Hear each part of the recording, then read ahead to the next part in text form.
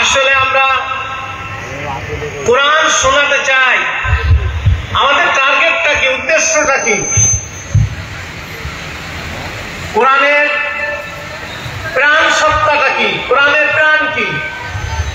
আজকে আমাদের জান আছে, এখানে আমাদের মূল্য আছে, মূল্য দিচ্ছে মানুষ, কিন্তু যত মূল্যবান মানুষই দামি মানুষ, সে যদি তার জানটা বেরিয়ে যায় তাহলে তার কোনো মূল্য নেই, তাকে মাটির নিচে পুঁতে রাখা হয়। তেমনি ভাবে কোরআনের মূল্যটা কি, কোরআনের প্রাণটা কি? কোরআনের প্রাণটাই হচ্ছে ইসলামী দাওয়াত, ইসলামী আন্দোলন।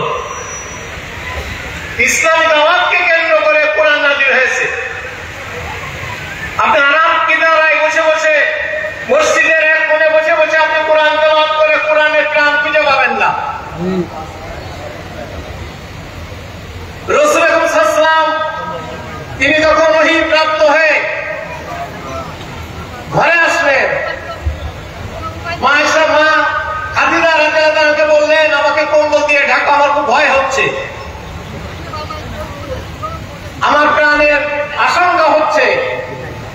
তো মা খাদিজা বললেন, ইয়া রাসূলুল্লাহ, আপনার ভয় নেই, আল্লাহ আপনার উপরে অসন্তুষ্ট হতে পারেন না, আল্লাহ আপনার উপরে কোনো গজব দিতে পারেন না।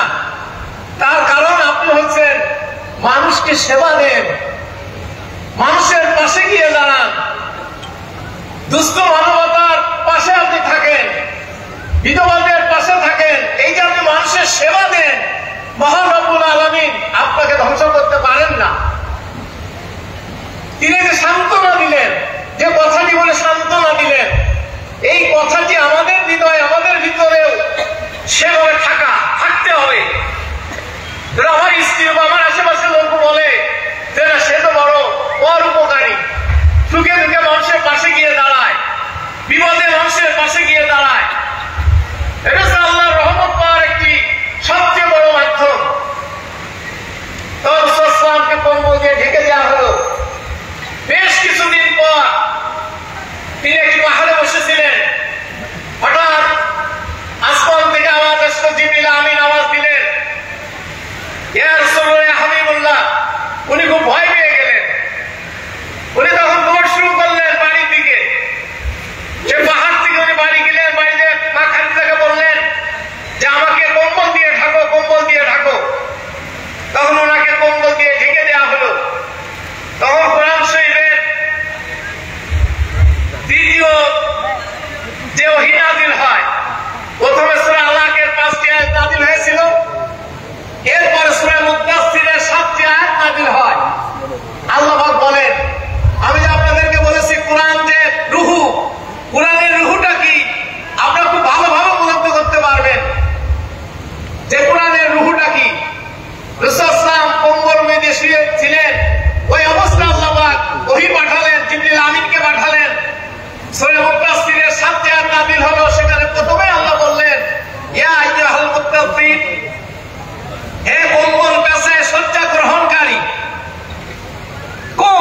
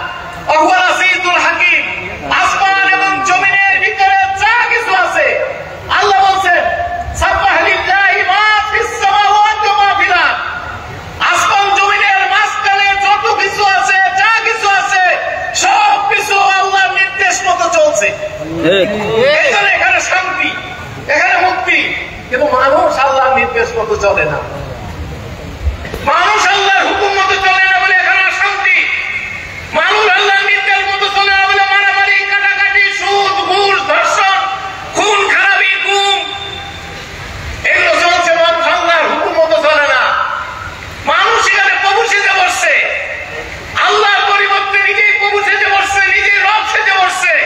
যেমন ফিরআউন বলেছিল না রব্বিকুমুল আলা, ঠিক আজকে আমরাও হয়তো মুখে বলছি না, কিন্তু আজকে আমরা আল্লাহর পরিবর্তে নিজে রব সেজে বসেছি, নিজের খেয়াল খুশি মতো আমরা চলছি, যার জন্য আজকে আমাদের সমাজে শান্তি নেই।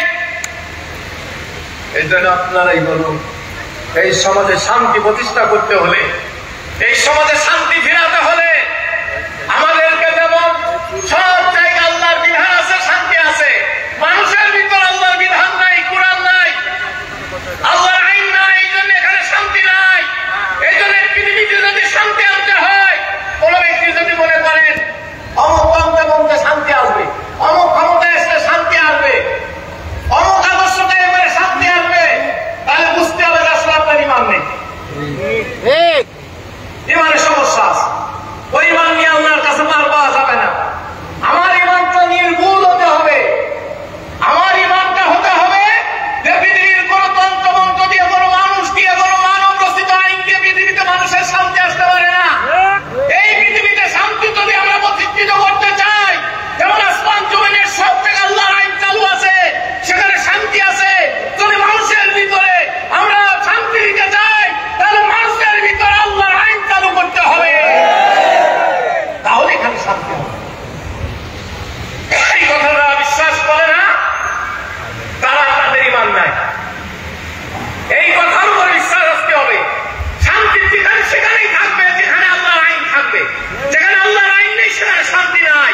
এই জন্য আল্লাহর আইন প্রতিষ্ঠার জন্য যে চেষ্টা করে, এই চেষ্টা যদি আপনি করেন, এই জন্য যদি আপনি দাওয়াতি মিশন নিয়ে মানুষকে সতর্ক করেন, মহান প্রভুর বরত্ব, শ্রেষ্ঠত্ব আপনি ঘোষণা দেন, ময়দানে নামেন, তাহলে বুঝতে হবে এটা হচ্ছে কোরআনের দান, কোরআনের দান, কোরআনের দান সত্তা অনুধাবন। আর কোরআনের বিষয়বস্তু হচ্ছে মানুষ, আর কোরআনের লক্ষ্য হচ্ছে মানুষকে সত্য সত্য সঠিক পথের সন্ধান দেওয়া, সত্য পথের দিকে ডাকা। এটা হচ্ছে কোরআনের টার্গেট, অন্য কারোর টার্গেট নাই। কোরআনের টার্গেট মানুষকে সত্য পথ দেখানো, মানুষকে নির্ভুল পথের দিকে নিয়ে আসা, ডেকে নিয়ে আসা। এটা হচ্ছে কোরআনের টার্গেট, কোরআনের লক্ষ্য। সম্মানিত ভাই সব, এই জন্য সেই কোরআনের মাহফিল আমরা দিয়েছি। উদ্দেশ্য আমাদের কি? আমরা প্রতি বছর কোরআনের মাহফিল দেব, কিন্তু আমরা কোরআনী সমাজ কায়েমে সংগ্রাম করব না। এই কোরআনের মাহফিলের উপর আল্লাহর অভিশাপ আসবে। এই জন্য আমরা কোরআনের মাহফিল দেব, কোরআন নিয়ে আমরা ময়দানে তৎপর হব। আমাদের টার্গেট থাকতে হবে, আমরা ততক্ষণ পর্যন্ত নীরব হব না, নিতর হব না, নিস্তব্ধ হব না, যতক্ষণ না আমরা গোটা পৃথিবীতে আল কোরআনকে আমরা একমাত্র আইন হিসেবে দেখতে না পাবো। তারপরে কি আমরা প্রস্তুত আছেন? প্রস্তুত আছেন? আমরা আল্লাহর কোরআনকে আমরা আইন হিসেবে দেখতে চাই। আমরা কি প্রস্তুত আছেন? আমরা এই বাণী নিয়ে আমরা ময়দানে অবতীর্ণ হতে চাই। অন্য কারো মন্ত্রতন্ত্রের ভিতরে আমরা ছুটবো না, আমরা এখন আল্লাহর কোরআনের ভিতরে ছুটবো। এটা নিয়ে আমরা পৃথিবী থেকে বিদায় নেব। আল্লাহ রাসূল ইসলাম যে আদর্শ কায়েম করেছিলেন, যে সমাজ কায়েম করেছিলেন, বলেন সেখানে কি শান্তি ছিল? সেখানে শান্তি ছিল। দেখেন মসজিদের ভিতরে আল্লাহ রাসূল ইসলামের একজন ইমানদার তাবেঈদের যুগের ঘটনা। সেখানে আল্লাহর মসজিদের ভিতরে দেশে রাজার অর্ডার ছিল কিছু স্বর্ণকার, তার মসজিদের ভিতরে মেম্বারের পাশে বসে বসে ওই স্বর্ণ গুণাগুণি করতেছিল, হিসাব করতেছিল। পাশে একজন অভাবী লোক বসেছিল। সেই লোকটা দেখলো তোরা স্বর্ণ, তারপর রূপা, এগুলো গুণাগুণি করছে। উনি সেখানে গিয়ে বলল, আমার